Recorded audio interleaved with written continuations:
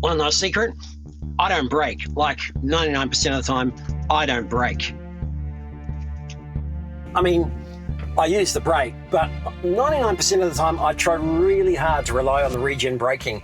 I just hate myself if I have to touch the foot pedal and use the brake.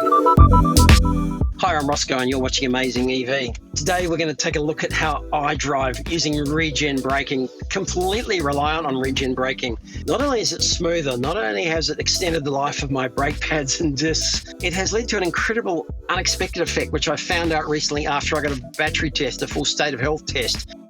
I'm going to reveal all that to you today because it is quite remarkable how they calculate range, what you can expect in terms of engine efficiency, and how it affects your back pocket as well. One of the things I love most about Tesla and this Model Y, the regenerative braking.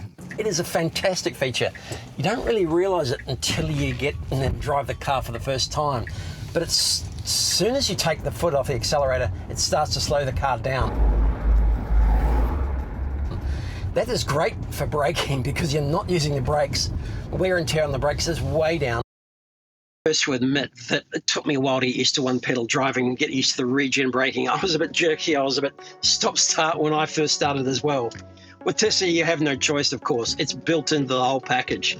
But once you embrace it, and if you have got a car where you can select to have it on a scale or on or off, I strongly suggest you embrace it as quickly as possible.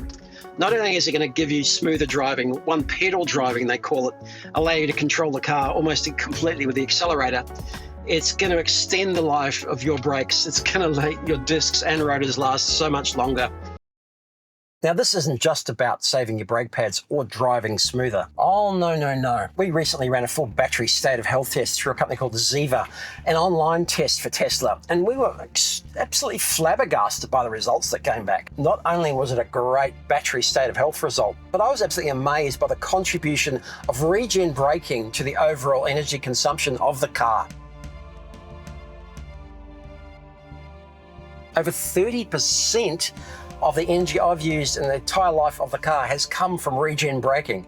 Think about that for a moment. The ramifications are absolutely enormous because when Tesla puts out range figures, perhaps they're assuming that you're driving with full Regen Braking, and that's going to make a big contribution to the overall range.